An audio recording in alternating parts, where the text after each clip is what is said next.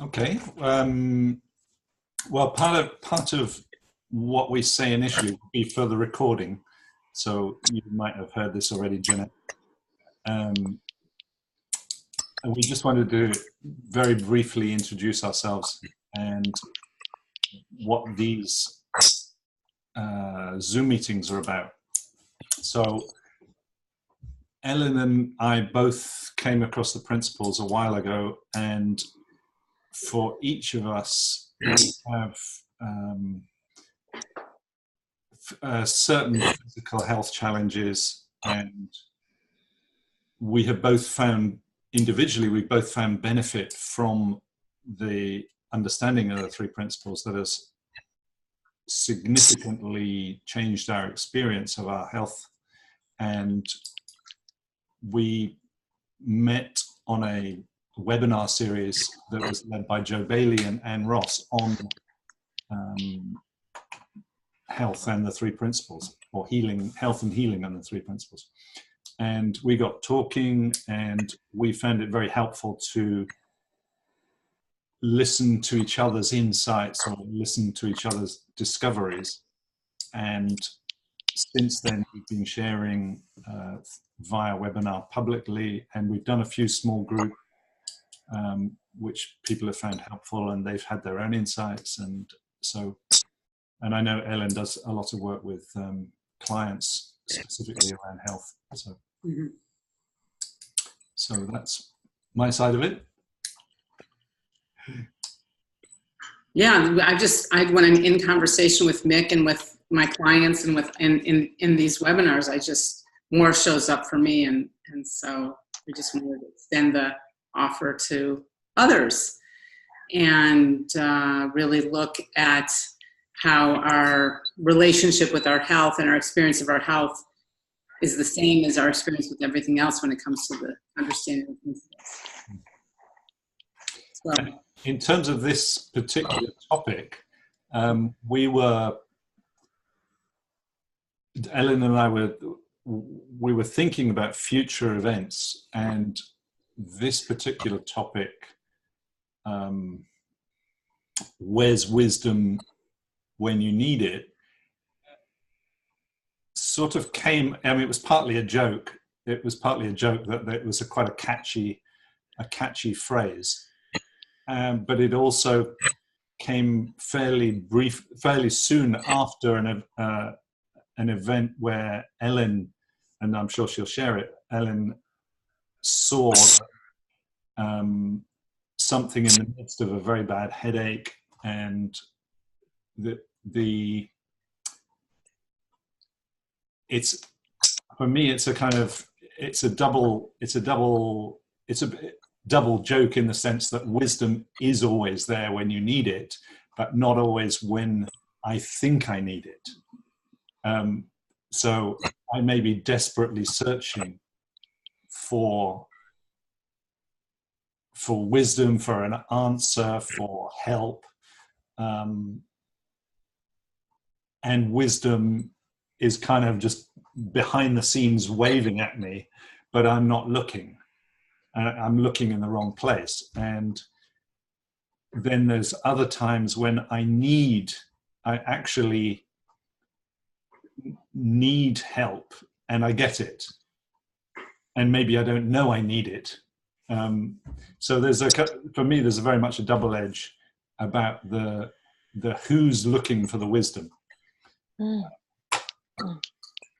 in what circumstances I'm looking for the wisdom. If I'm looking out of desperation, that's when I'm least likely to find it. Yeah. Yeah, when I'm looking out of desperation, it's like my lens for searching gets so focused, and when I'm kind of in an expanded state of consciousness, like Mick and I were sharing earlier today, it presents itself in that space.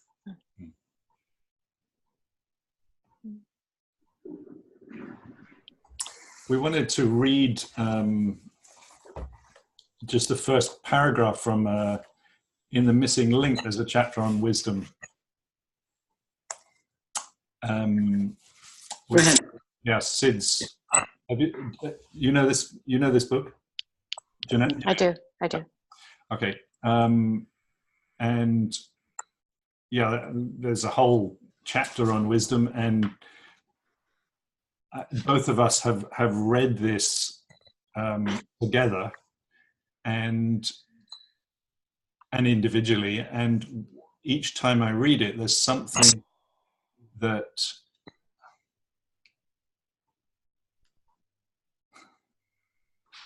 I hear that is a little bit of a new flavor, or a little bit of a new perspective, or a little bit, it opens my potential listening for wisdom each time I read this.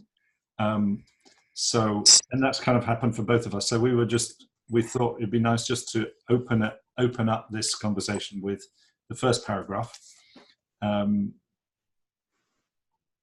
which goes: spiritual wisdom lies within the consciousness of all living creatures. It is formless. The second it is revealed to a human soul, it is taken on a form that can only represent its true nature.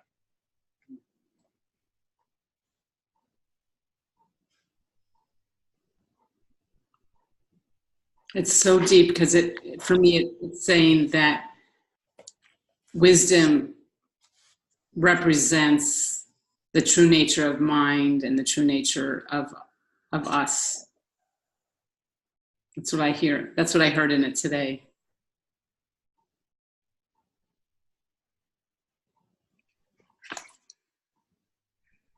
What did you hear in it, Jeanette?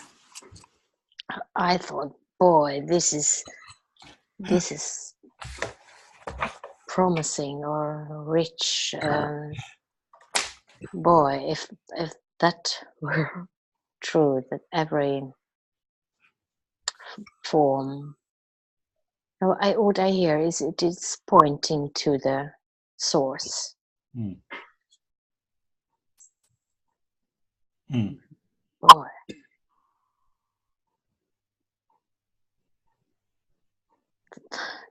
That's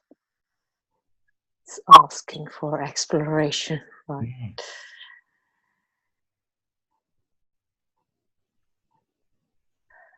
And I think it would be true for a form that I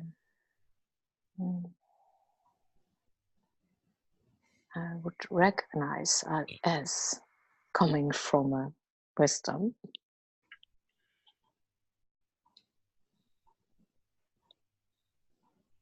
I'm just wondering, there are forms that we don't accept as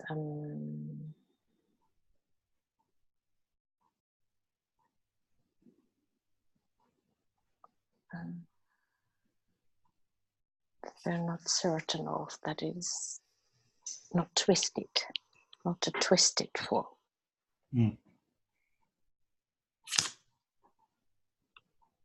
So I'm thinking of when I get an insight of where to go from here, when it has a peaceful feeling with it.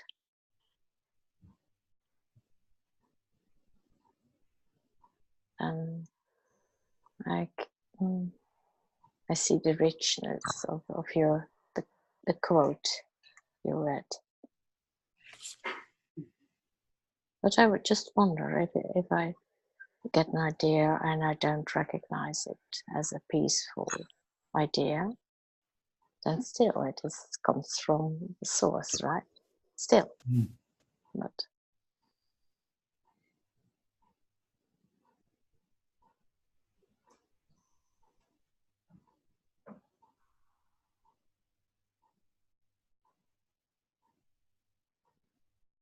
somehow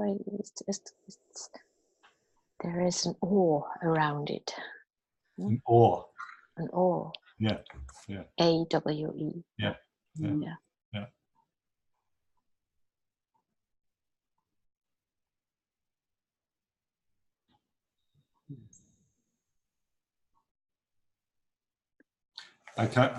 I got that sense as soon as you started speaking that where your attention had gone was with a sense of awe. Uh-huh. Uh-huh.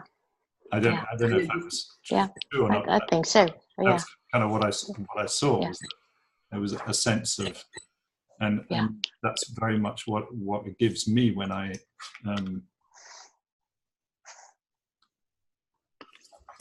pay attention to that. You know, when I pay attention to the sense of something coming from source, there's a sense of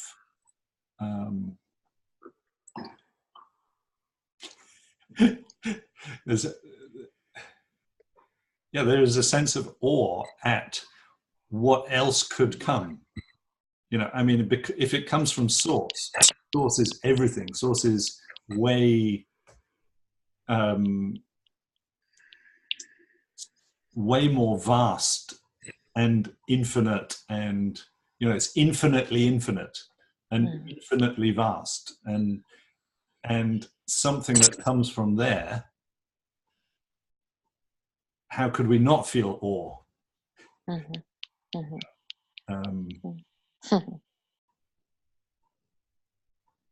And for me, I was discussing earlier with Ellen, it's even to just to turn my attention, or just to open my ears, or however I want to say it, just to become a bit more aware of that direction, that become more aware of the source, become more aware of infinity, does something to me. It changes my feeling. It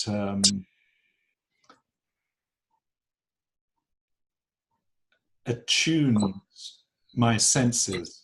Yeah, it attunes my senses to feel for something other than what I'm normally feeling for. I might normally be, you know, analytically thinking about something, or analytically trying to figure something out and hoping that wisdom will show up. And yet when I'm doing that, I'm not paying attention to that feeling that you were pointing to or alluding to. I'm not sensing for that expansion. Yeah. Expansion, yeah, right. Yeah. Hi, Monica. Good evening. Good morning. Yeah, welcome, Monica. Nice to have you. You're muted. Monica, you're muted, so we can't hear what lovely words you're sharing. I can unmute you, I think. Yeah, Okay, you're there I unmuted did now. it. Okay. Hi. Yeah. Hi, Hi there. I don't want to babble on, but I say, why are we sort of chosen to have this physical? You know, sometimes I see it as maybe it's positive. Oh, can you hear me? No? Yeah. No? Oh, you can. Yes. Yeah.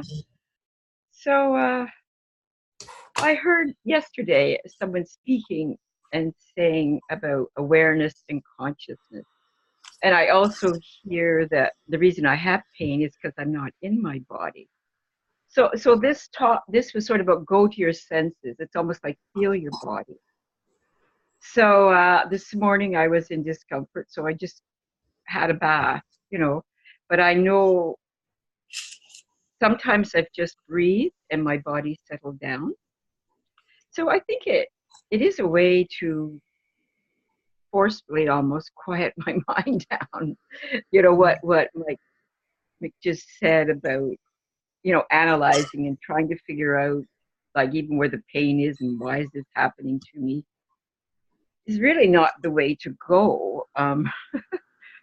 I think drawing, now I'm teaching the drawing, and it's really good for me because we did contour drawing, and it's very, very slow, a millimeter at a millimeter, and it's the eyes looking at the hand, and the pencil on the paper. So listening to the people, one man said, well, I can't seem to get the eye to connect to the pencil.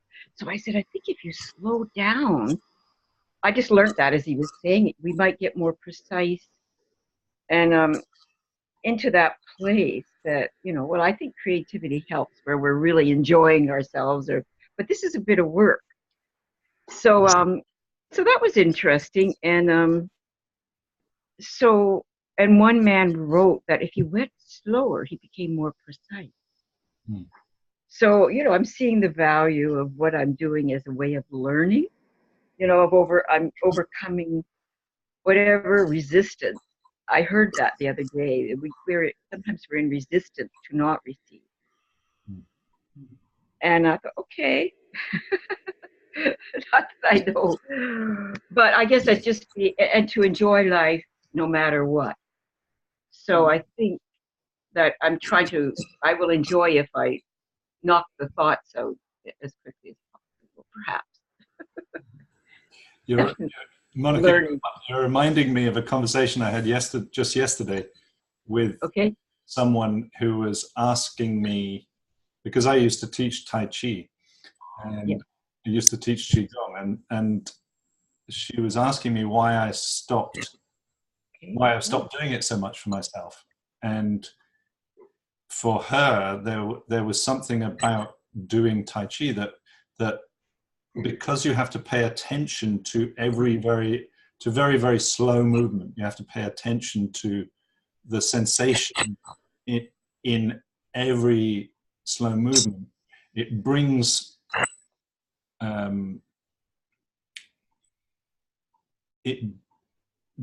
presence. It's almost like it's impossible not to be present because we have to pay attention to such a very, very minute detail. And that sounds very similar to your drawing, to drawing a line and not paying attention to the other thoughts, not paying attention to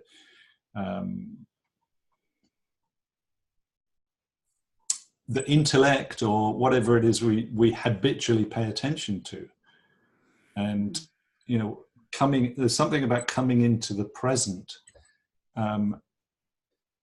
Again, that is, for me, part of where is wisdom when you need it. Well, it certainly isn't outside of the present, because it can't be. I think the only place it can be found is in presence or in awareness or in consciousness. We just before you came on, we'd read the first paragraph in Sid's Missing Link chapter on wisdom. So I'd just like to read that again, if you don't mind. Oh, that'd be great. Thanks. Yeah. So this is Sid's, what he has to say, or what he had to say in that moment. Spiritual wisdom lies within the consciousness of all living creatures. It is formless. The second it is revealed to a human soul, it has taken on a form that can only represent its true nature.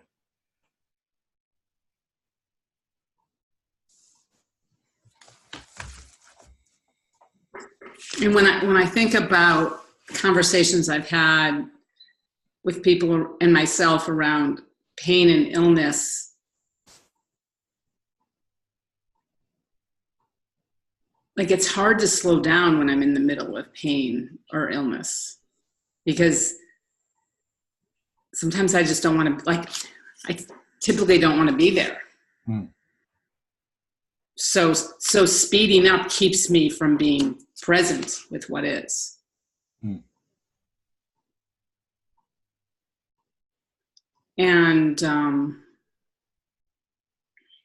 And also what's new for me right now in this moment is that when I'm in physical pain, or when illness is in the foreground, in the front of my thinking, it's just taking up so much thought, space, and I'm less attuned, as we were talking earlier, Mick. I'm less attuned to the other. I'm less attuned to the feeling that's there and the wisdom. Just less attuned. Mm. And then when I go, I'm like, oh, I'm less attuned. I go look for it.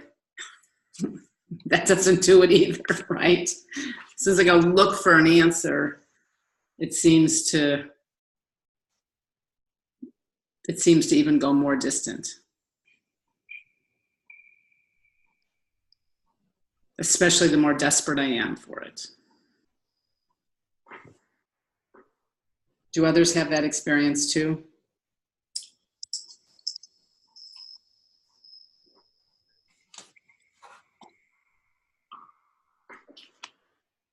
No, go ahead. I'm not totally clear what you're saying, because I heard two different things. That when you are in pain, you don't want to be there, so you try to move on and distract yourself and not think, not sense, not to be present, right? But and then I also said, when I'm in it, sometimes I'm in the foreground with it. I don't understand that part. I don't. Okay. Like it's my whole world is. Okay. You are it. Almost. Yeah, you're identified with it. Yeah, I'm identified with it. It's taking up like my mental bandwidth. It's the focus. It's the focus. Yeah. It's not in the background. Like we did. Yeah, it's not in the background. Like looking at. Yeah. Yeah, and can I ask you? Please. Is there a third variety of experience for you? I think there's probably infinite. Yeah. Yeah, I was just saying that, like, those are two familiar ones. What's one for you? Because only this morning I stopped being resistant to doing some mild exercises. It's not touchy, it's Feldenkrais. And it made me aware of having tensed muscles that aren't good for my condition, but I was aware of it, and so it gave me a possibility in the present to feel and to let it be, and so it from itself it de-stressed my muscles, right? So I sensed, oh yeah, this not avoiding so being, taking the time to feel the present, taking the time, which I often find boring. I want to avoid, I want to speed on. But then I found in the present that only there I felt the stress, and that was a way of then and there I could relax, and only in the moment I could do what was wise. Be in the moment and feel what was there to be felt. So I sense that for me that would be a third an option, but it hardly ever choose that one. But it was beneficial. Well, what I love about that example is it just tells the story of a quieter mind, an expanded consciousness, and listening to what your body wanted in that moment. Yeah. Yeah. And when Monica was sharing earlier, it was like, for her, she was just like, I'm going to take a warm bath. Like that's, and she might not have even seen it as wisdom, but certainly in my experience, it is wisdom that says time for a warm bath.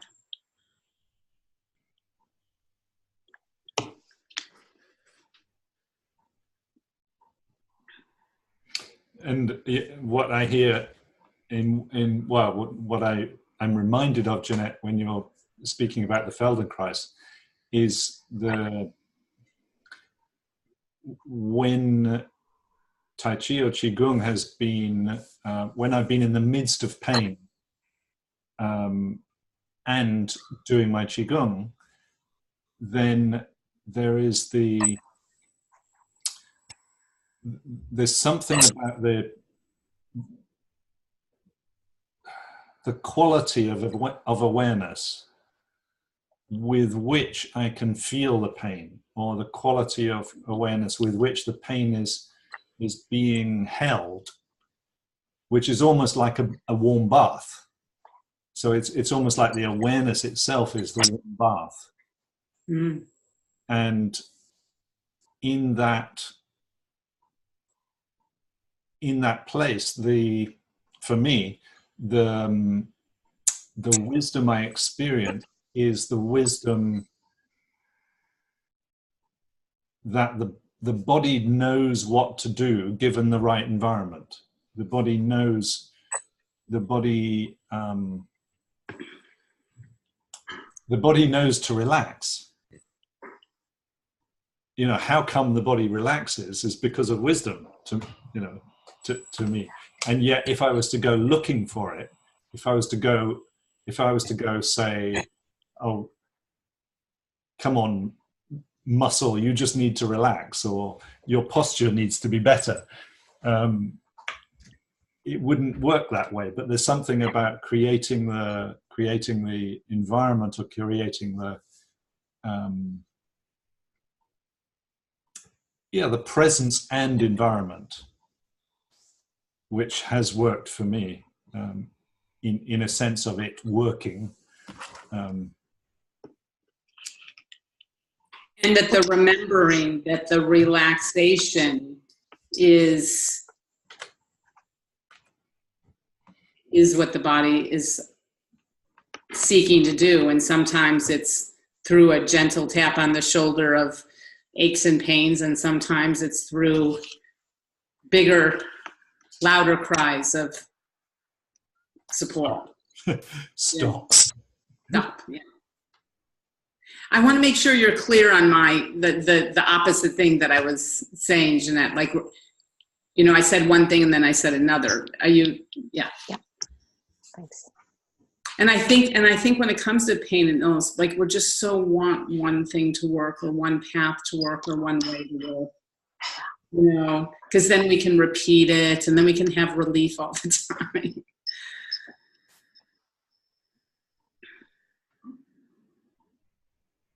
Yeah, what worries me sometimes is not a big worry, but I just wonder when the ultimate wisdom shows up, right?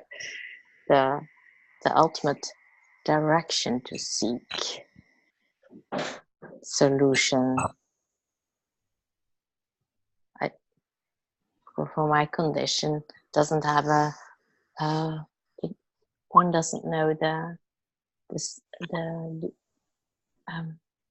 source of the condition, how this starts, where it comes from. So there is no real treatment. So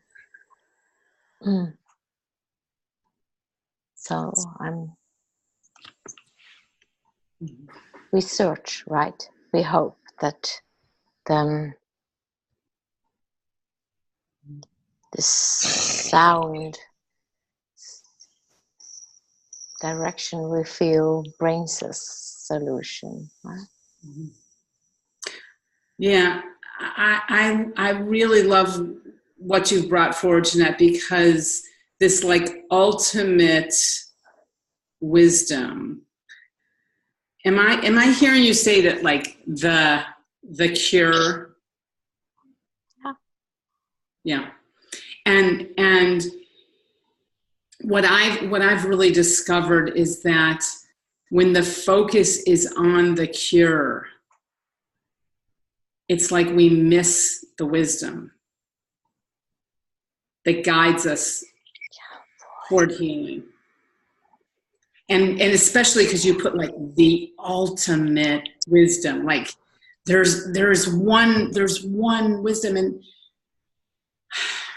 I know for me, I woke up one morning, it was just like, bam, it was so clear what my next step was with my health. And I took action on it. I got engaged in it. I did it. I had side effects. I like made stories like my body was detoxing. I went through this whole thing. And then some weeks or months later, I was like, okay, I'm done here. And I went in a different direction. And before my understanding of the principles, I would have made that scenario mean, oh, that wasn't wisdom. You thought that was wisdom. Oh, your personal mind fooled you. Or I could have had a lot of scenarios around that. But this time it was like, oh, I was guided on that path for whatever reason. Maybe so that I have that experience for other people that I coach. Maybe it was helpful. Maybe I was detoxing. Maybe I got there and now it's just time to go in another direction. But the fact that I didn't have to know the answer was so freeing. I just know that wisdom was there and I followed it. I don't think it gave me the outcome that I was looking for, but I saw like, oh yeah, I didn't even know, but I was looking for an outcome. Yeah. And what I know about outcome is that that's between soul and divine mind. And that on that journey, lots of healing can happen, physically or not, but mentally, emotionally, spiritually, lots of healing can happen on that journey. And that this understanding has supported me and in having a just completely different experience with symptoms, with illness, with labels, with diseases.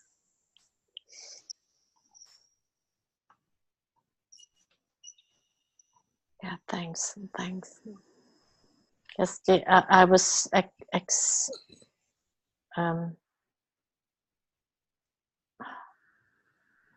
there was a bit of humor in my ultimate, right? I don't know the word, but I recall that last year I had expected to heal directly from God. I think that's quite natural. I expect that, and it didn't happen. Right? You made the phone call. Yeah, I got a direct connection. And it didn't happen in your time frame. Like, we don't know that it didn't happen. So I realized that I had to back down. I had to. I realized, boy, it is not up to me to to order or to decide via which route or at which timing or will I see it. But it's not up to me. And that sounds a bit similar, like what you said, it was so freeing. There was an awe in there as well. It's up to you, and I'm trusting, and I'm doing what makes sense to me. So I had a very good year on not being able to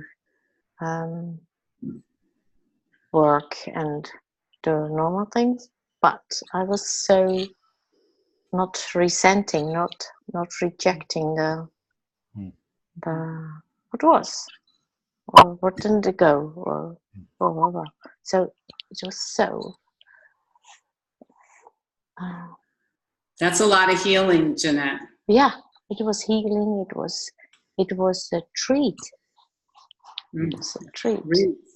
Wow, a treat. Yes, it was. That's beautiful. Yeah. To have treats in the middle of illness. Yeah. Yeah.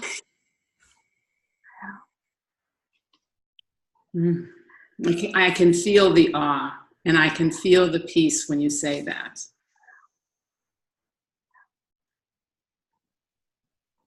So nowadays, I wonder. I'm better now, not on all with all things, but since I'm better in energy and all, so I'm wondering whether I could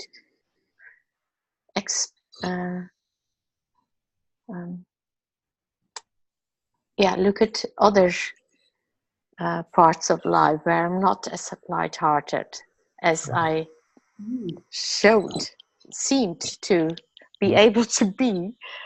As I think it's a great thing, huh?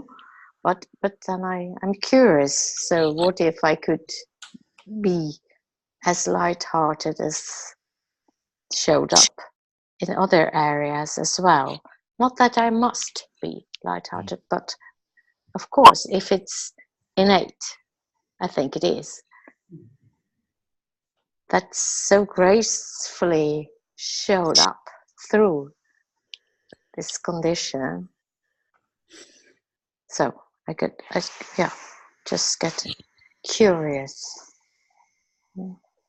Have you noticed anything yet in other areas? Yes, work-wise, yeah.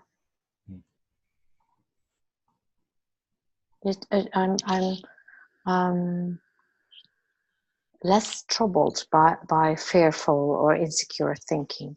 I just, I'm not so interested in bothering. That sounds lighthearted to me. It does, doesn't it? Like maybe it's already happened and you. Maybe it's happening. Yeah. I'm still striving. Why? Where else? Yeah. Yeah, just even be lighthearted about your striving sounds fresh. Yeah.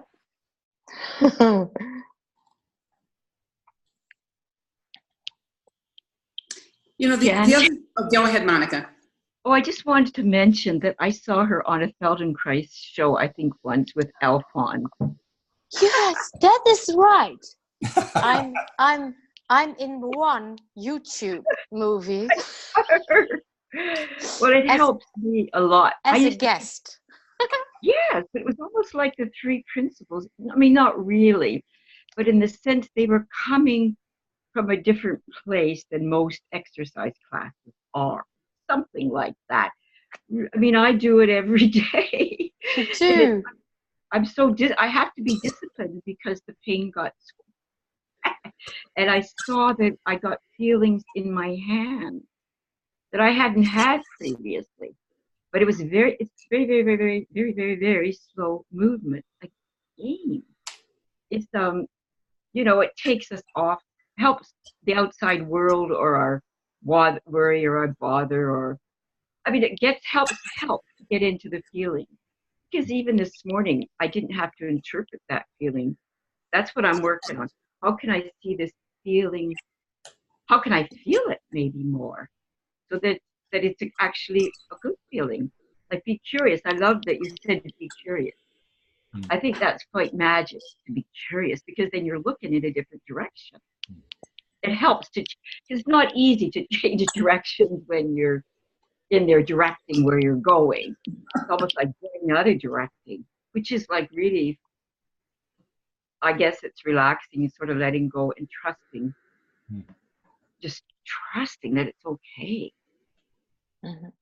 No matter what. I did a webinar once, and I'm okay, you're okay. I don't know, it just hit me at the time.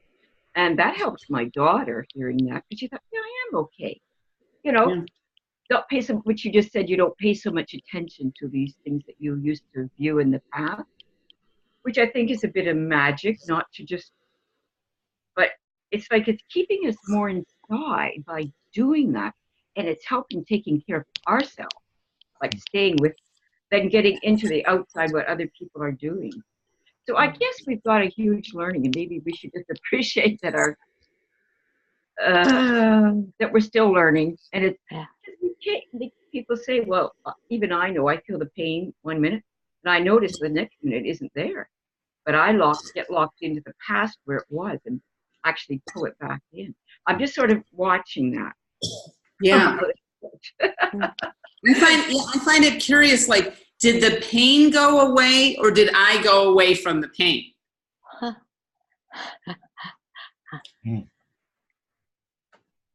Yeah. Curious. Yeah. I had that experience, like, did I go, or did it go? And Monica, when you were talking about, like, I'm okay, you're okay, like knowing that we're okay even in the pain, knowing that we're okay even in the diagnosis or illness, like knowing that part of us that cannot be disturbed, disrupted, is okay, is another level of freedom when we're looking at this understanding in pain and illness. Thank you. Yeah, I wanted to take us in a direction around the quiet mind thing, because I don't know if either one of you have had this, or for people that are listening to this in the future, but I heard so much about the quiet mind, and wisdom's in the quiet mind, and answers are in the quiet mind. And I worked so hard to find the quiet mind, to quiet the mind. And one day, and I heard it's not on me, but one day I heard it. My quiet mind is not on me. And it was just a result of a new level of understanding or expanded consciousness of my understanding of the principles in Sydney Banks' teachings. And that was so freeing, because I thought the quiet mind was a prerequisite for wisdom, or for greater wisdom, or for more wisdom.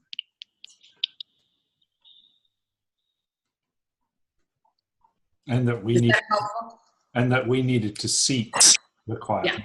It was on us to seek it, to find it, to do it, to get it. To create it, yeah.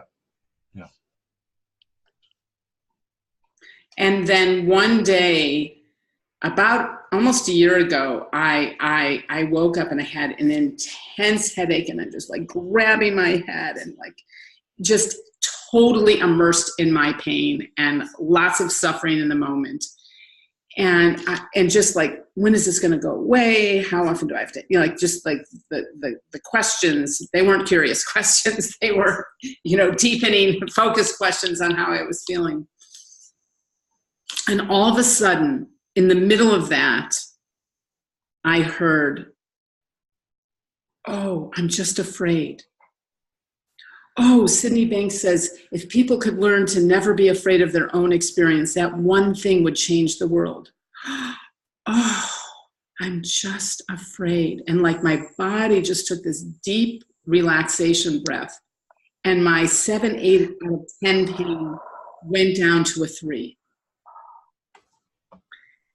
And I knew I hadn't found a new technique for reducing pain. I could have thought about that in the past, but I knew that I didn't even have to have a quiet mind. I didn't even have to be free of pain. Wisdom is always there.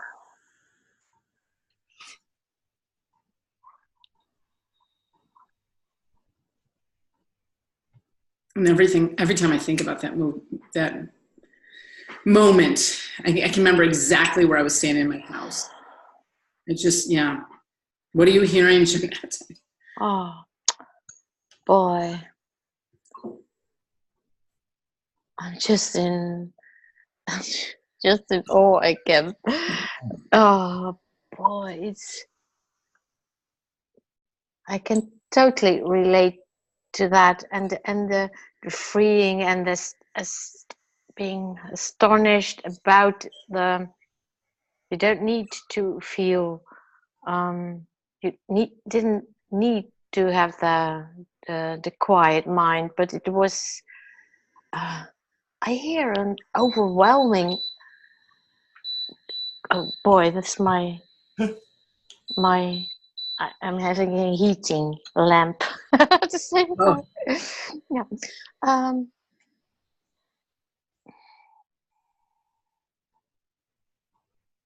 just hear an overwhelming insight.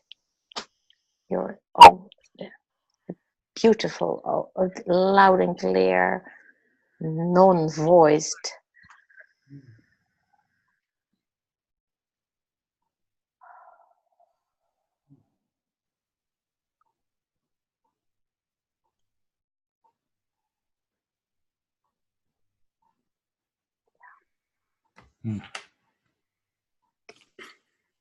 And I love you're just sitting with it and not putting form on it. I just love that you're sitting in the formlessness of it, in the awe of it. Like that's moving to witness you, Jeanette.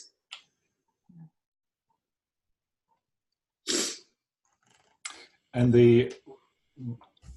in what you said, non-voiced, that the form of it was, I can't even remember exactly what you said, Ellen, but there was words which came to you, yeah, about the fear that we don't have to be afraid of our experience.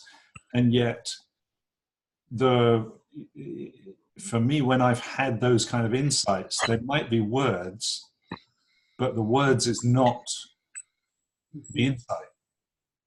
It's not what? It's not the insight.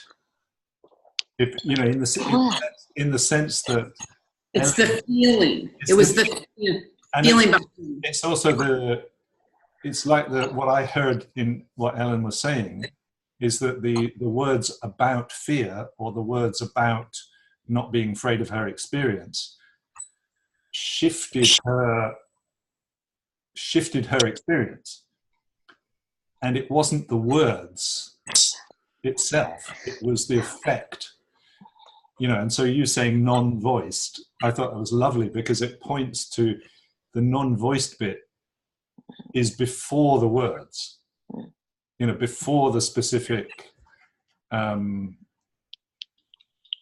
because I know that phrase that Ellen was saying gets bandied around a lot. It gets, you know, if only we were not afraid of our experience, and the whole world would change.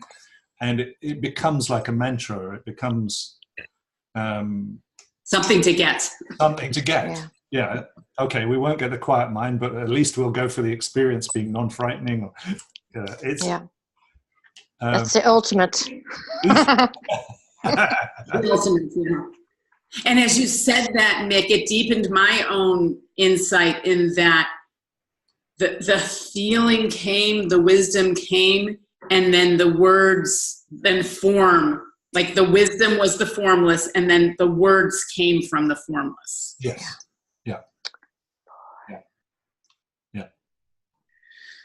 And it's so helpful that each one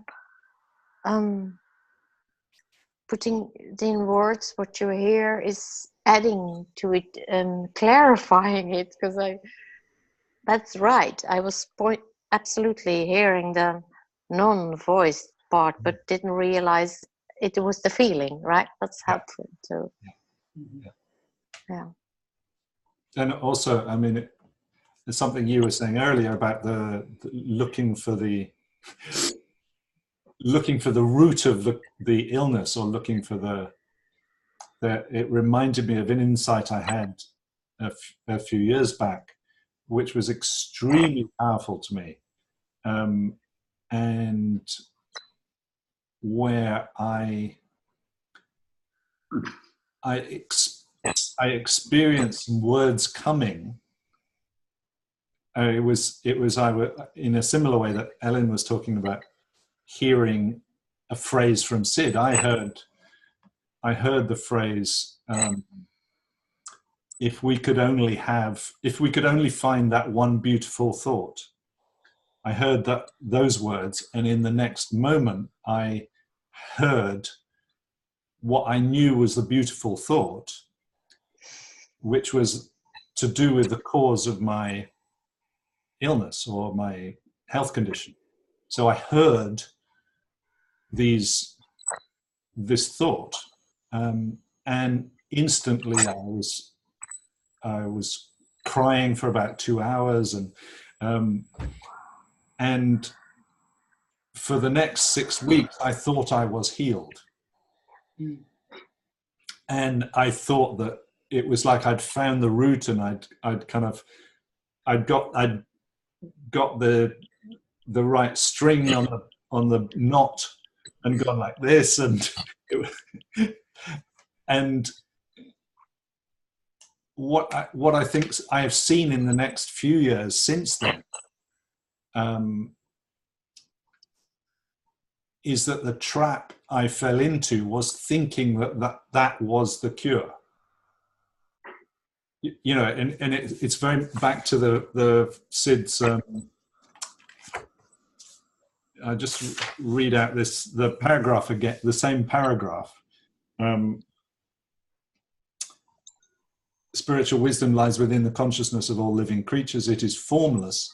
The second it is revealed to a human soul, it has taken on a form that can only represent its true nature. So the form it took on in that moment was extremely powerful to me, but that as soon as I get attached to the form, I'm not seeing the non-voiced bit. You know, I'm missing the non-voiced, and I think that's the trap I've been in for the last 2 or 3 years. Has been whenever I've felt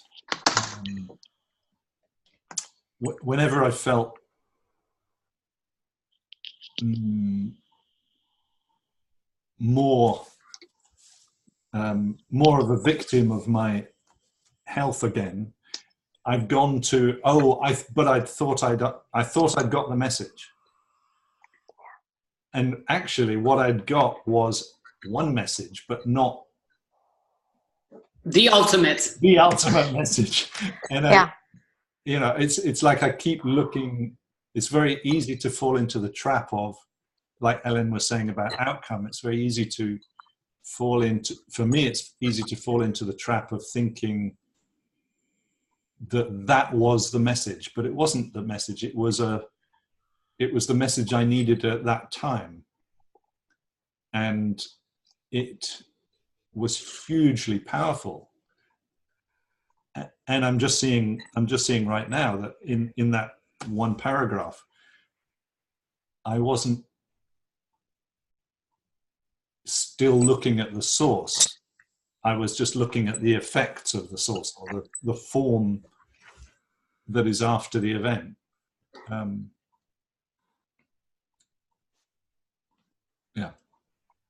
But Mick, you and I have not talked about this, but I've had this thought before,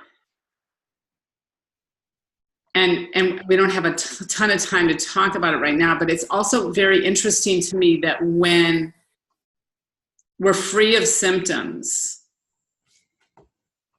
and then symptoms return, or blood markers change,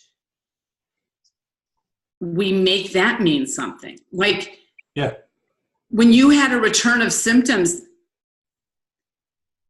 that could have just been your body wanting to stay on track with something. It didn't mean it didn't necessarily mean like your healing was over.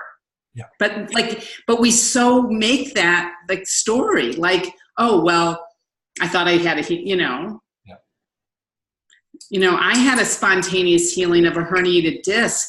And when I had like just a teeny little symptom come back, I don't know, I just naturally went, oh, my body wants to make sure, like my body's guiding me to do something, rather than, oh, that spontaneous healing is, is not, that's over. Like, oh, that wasn't a complete healing. Like, I still identify with having a complete healing, and that my body still sometimes communicates with me to keep my spine in a certain alignment, or for me, or not, or for me to, eat something or not eat something, or not, whatever the guidance is. Because I think that's another thing that happens a lot. I mean, just with the thousands of people that I've had probably thousands, that it's like return of symptoms does not mean, it means what we make it mean. Well, sometimes I have to go into, I'm dumb. Oh, is she talking? Oh, okay, yeah. And I really haven't got a clue what's going on. But to my intellect, that's quite an insult that I don't know what's going on. But it's very hard. But I think that is kind of like we don't know, and it's okay that we don't know. Yeah. And then we've kind of got a space to learn, to actually get some stuff that's good. And to remember who created the body. And who heals the body.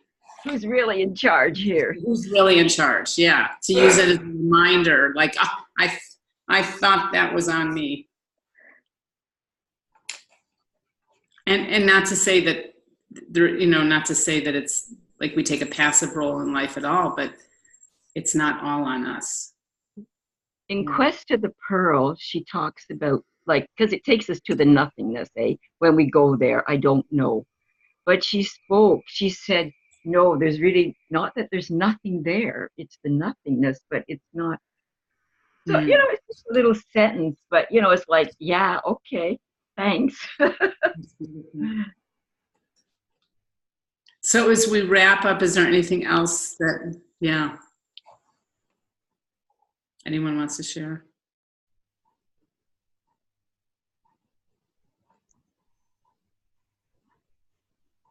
No, it's just has been so beautiful. So, boy, thanks a lot. Thank you. Thank you. Such a treat. It's really, really. Really. Wow.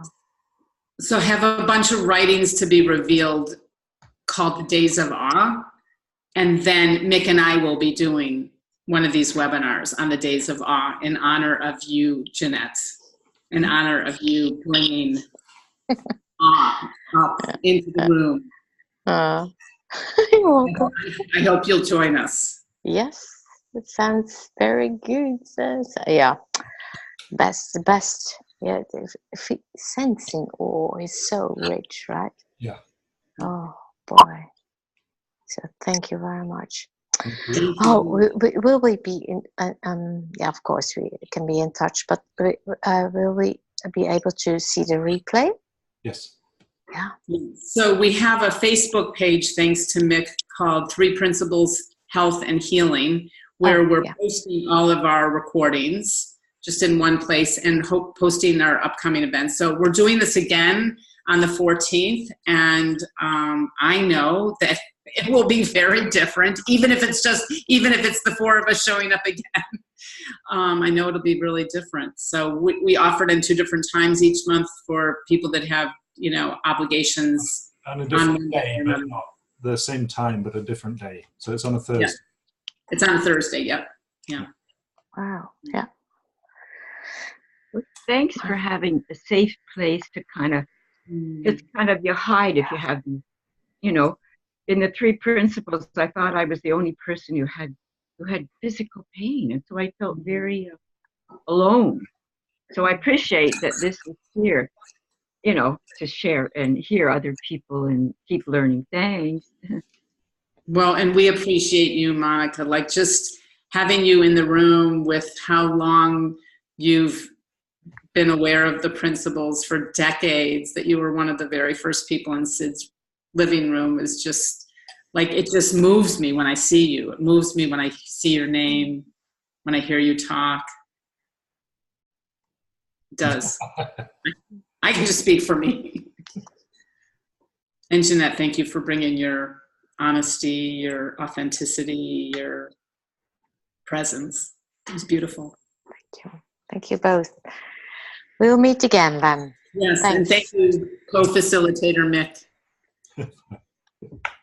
Okay, bye. All the Bye, best. everyone. Bye. Yes, lots of love.